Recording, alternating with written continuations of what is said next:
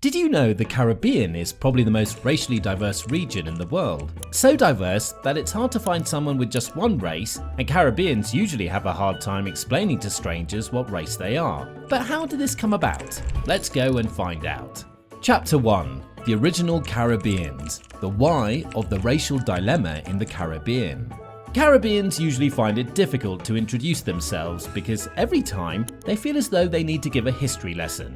Indeed, when a Caribbean takes an ancestry DNA test, the results spell out a glaring diversity. It might be something like this: 40% European, 20% African, 14% Middle Eastern, and 16% Native American. Sometimes there's a bit of Chinese and Indian in there too, but this is usually the nature of the test results. So what caused this assortment of identities? Well, let's rewind a little to when the Europeans first came to the Caribbean in the 1400s. It all started with the Italian navigator and explorer Christopher Columbus, arriving with 3 of his ships on the island of Hispaniola in 1492. Hispaniola has long been divided into Haiti and the Dominican Republic. But back then, the Caribs or Kalinago lived in Hispaniola as well as in other parts of the Lesser Antilles, which include Trinidad and Tobago, Barbados, the Windward Islands, Dominica, and others. The name Caribbean was coined from the Caribs. However, the Caribs were not the only indigenous people in the Caribbean at the time of European contact. They were just one of the 3 originals. The others included the Taino and the Arawak. Ironically, even they weren't exactly original occupants of the islands in the region. The islands were actually unoccupied territory until Amerindians from Venezuela made their way there through the Lesser Antilles to the various islands. The Caribs, Taino and Arawaks were just another group of people in the Americas until the arrival of the Europeans. Most native Caribbeans either fled or lost their lives following the occupation of their land, a land filled with resources with so much to cultivate from sugarcane to spices. But there wasn't enough labor to match the demand, so extra hands were needed, and those extra hands came from African slaves across the Atlantic Ocean.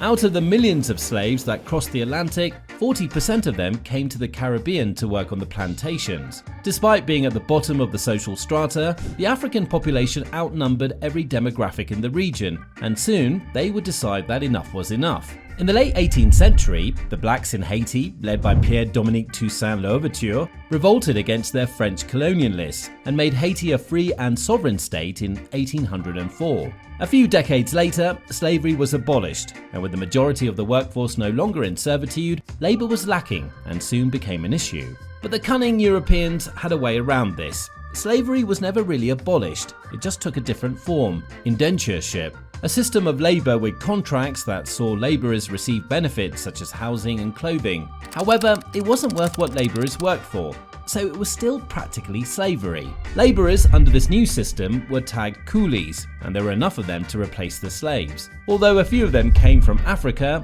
the majority came from further east, China and India to be specific. Caribbeans of Indian origin, or Indo-Caribbean, are up to 2.5 million in the entire Caribbean population. They're usually found in the Republic of Suriname, Guadeloupe, Martinique, Trinidad and Tobago, Guyana, and a few more Indo-Caribbeans in other parts of America and Europe. Chinese Caribbeans may not be as many as Indo-Caribbeans, but a significant amount are found in Jamaica, the Dominican Republic, and Cuba. This diversity is the reason you can look at some Caribbeans and swear that they're on the wrong continent, when in fact this has been their home for generations. Also, going on for generations was intermarriages between the different ethnicities. Despite each ethnicity belonging to a different social class, it didn't stop individuals from finding love and having children amongst themselves. This is the reason why so many Caribbeans have mixed heritage, and they can't be described with just one race. But just like their genealogy, the region's geography is quite scattered as well. Chapter 2. Countries of Caribbean.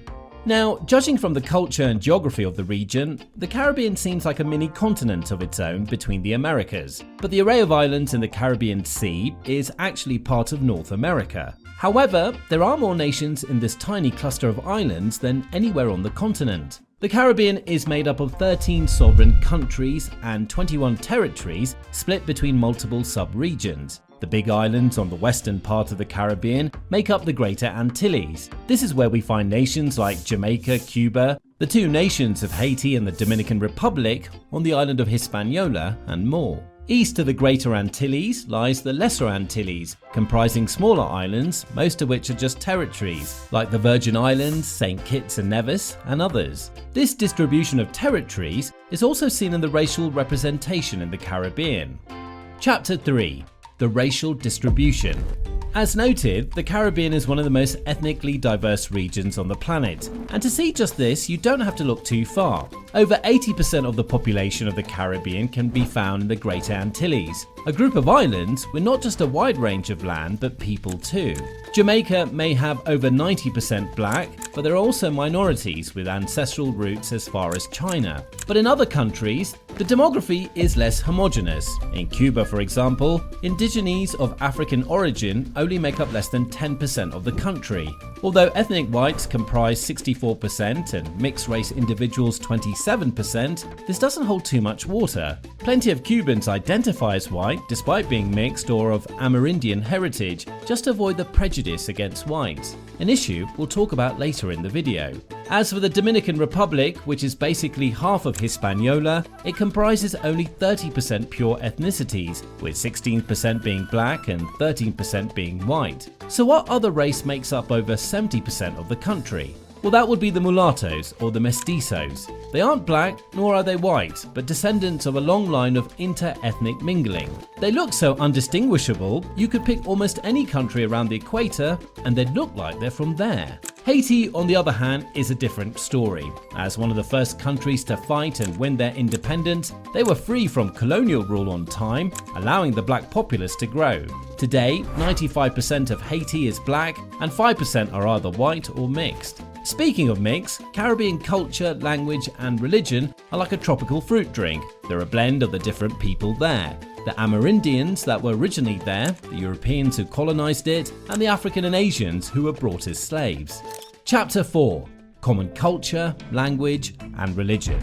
In terms of religion, most Caribbean nations follow the faith of the Europeans who brought it there. Former Spanish colonies are predominantly Catholic, while the British ones are Protestant. But that's not to say other beliefs don't exist. The Indian population of Trinidad and Tobago practices Hinduism. The Santeria faith of Cuba is fixed on Yoruba spiritual beliefs with influence from Catholicism. And who could forget the Rastafarian movement native to Jamaica?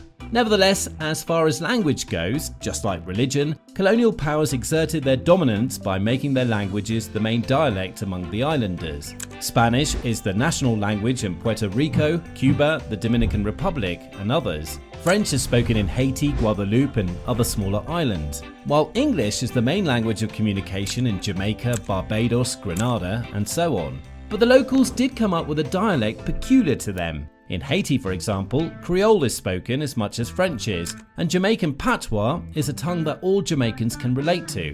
Despite all their religious and lingual differences, one thing that's universal about the Caribbeans is their exotic celebrations and festivals. No matter what the cause of celebration or jubilation is, it's celebrated the same way throughout the region, with loud music and bright costumes. The biggest festival early in the year is the Trinidad Festival, which is held in late February to mark the beginning of Lent. Later in the year, we have the National Carnival of Jamaica, which is most lively in the nation's capital of Kingston. If there's something to celebrate, there's a carnival for it. From crop over, to celebrate Barbados's agricultural prowess, to Spice Mass in Grenada, to mark their history as a spice-producing nation. As much as these festivities might portray togetherness in diversity, the racial differences in the Caribbean, however, have caused marginalization amongst communities that one would think prejudice shouldn't exist. Chapter 5. Racial Dynamics. Discrimination isn't uncommon in the Caribbean. Even with mixed ethnicities, prejudice still exists. In Cuba and Puerto Rico, for example, for a large part of the nation's history, the caste system has been used to oppress darker-skinned individuals and favor people of lighter skin tones. Although the outright practice of this is a thing of the past, prejudice still lingers amongst the people of the Caribbean. On the island of Hispaniola, not only are the Dominicans ethnically different, but they're on the wealthier and more privileged side of the island. Although the citizens of both nations interact during trade and other activities in each other's territories, Haitians suffer discrimination and disenfranchisement for simply having a darker shade of skin. Although this issue is slowly coming to light, a lot of work needs to be done to find a resolution. That said, that's the Caribbean for you, a cluster of islands blossoming with colour and life. A beautiful convergence of culture and people spawned from a dark and ugly past. There's nowhere on Earth like the Caribbean, and no people like the islanders who dwell here. Now, let us know in the comment section what are your thoughts about this video, and don't forget to like and subscribe.